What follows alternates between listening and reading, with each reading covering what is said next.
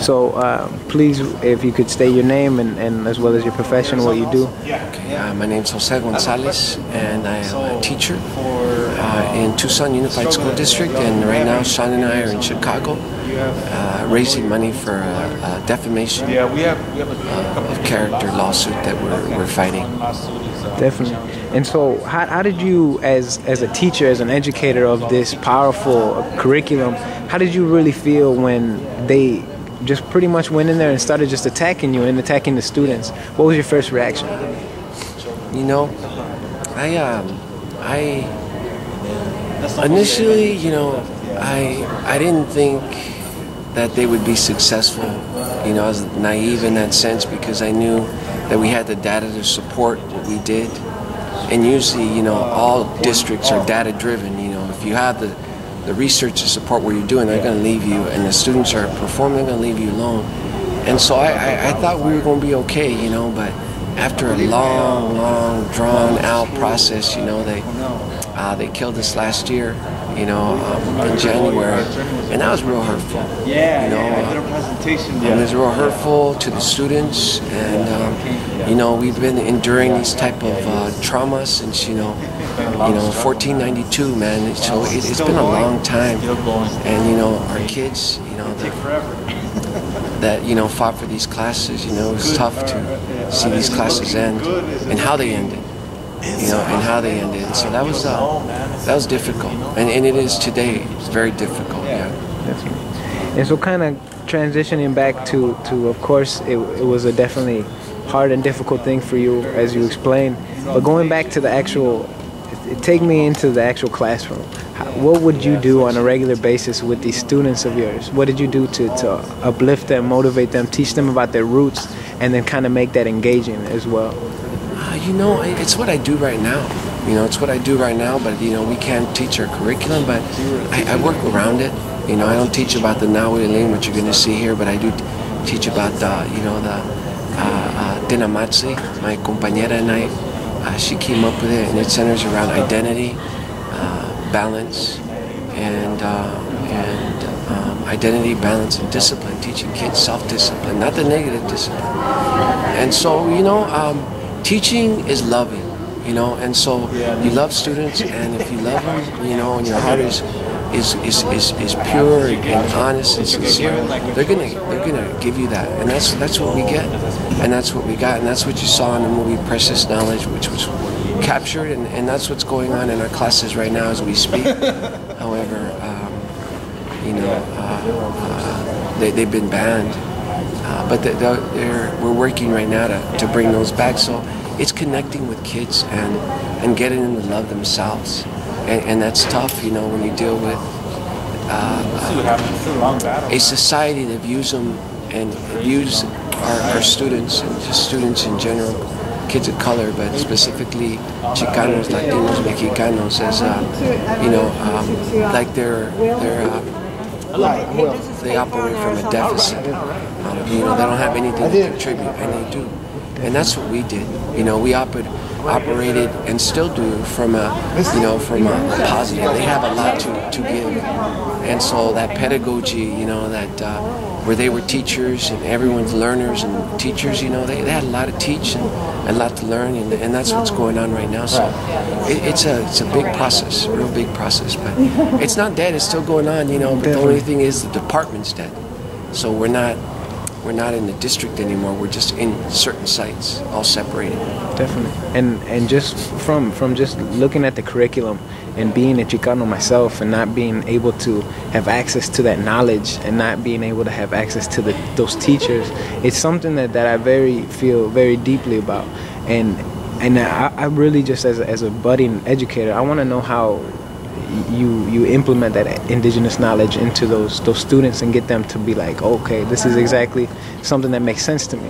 It's like something that's enwrapped in their DNA that they don't even know about it until you spark it up. Exactly what it is. You know, it's just a lot of research. You know, looking at the calendario, Azteca calendario, and you know, just reading a lot. You know, reading and being informed, and not only that, but you know, I'm practicing what we teach. You know, the students know that, you know, what we teach is something we we live by. It's not just a methodology, it's a way of life. And so the students connect to that because they know that you're sincere and forthright.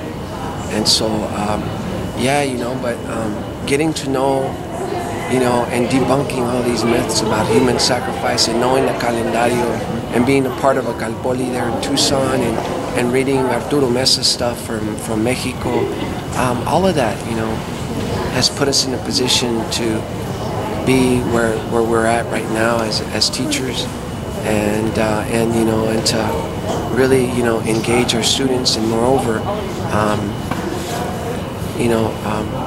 shelter our students from that attack, that our ancestors were savages and that they had nothing to contribute. So. Absolutely. And just to kind of go back on what's happening now in Arizona, do you see a kind of a light happening over with the Tucson Unified School District? Will they reinstate, and will the effort put by both you, the teachers, as well as the students, will that come and shine and prosper over the hate, the discrimination, and all this kind of ignorance? Well, as we speak right now, MALDEF has a case out, and that's going to bring the classes back, but Sean got fired, Rene Martinez got fired. And so what we're trying to do as teachers is salvage as much as we can from that department. Right now we're working with Dr. Augie Romero, and there's been a schism, just a separation, and so we're trying to come back and work together and do what's in the best interest of the students, and put our egos and politics aside to make sure that we do bring as much back of that department as we can. But they're not going to call it Mexican American Studies.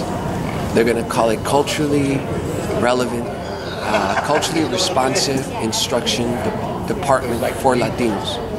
Anything but Mexicans, and so that's hard. But it's an opportunity to get back in.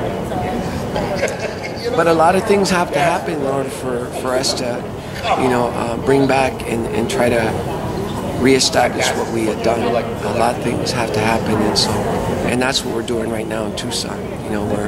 We're trying to get my compañera Sean's working on his PhD, and so he's not going to be having anything to do with the department other than supporting us. But Norma Gonzalez, she's one of the plaintiffs. She's going to apply for the job, as is Rene Martinez, as is Asalo, and we're hoping one of those three has that opportunity. Definitely. And just kind of last question, something that I like to do with the people I interview.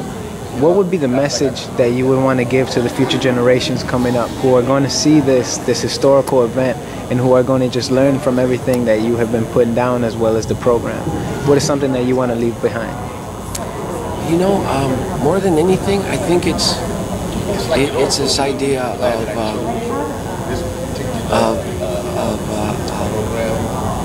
this sense of love, and this sense of identity that's very important, in establishing it in kids and getting them to love who they are, and getting them to know about their culture, and then being able to learn traditional American history and have a voice. But what I hope people take from this epic struggle is that that we've always tried to do what's in the best interest of our students, and being a movement person, part of the movimiento,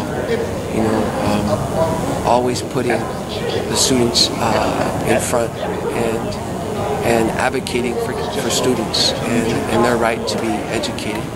And this things of dreams being deferred is enough. I put too many of my students in caskets, because they had their dreams deferred, and so that the sense of hope, love, and resilience. We're very resilient people, and we've been enduring this for 500 years, and aquí estamos y no nos vamos, ¿verdad? And we're going to continue to be here. Absolutely. Muchísimas gracias, maestro. De nada, un placer.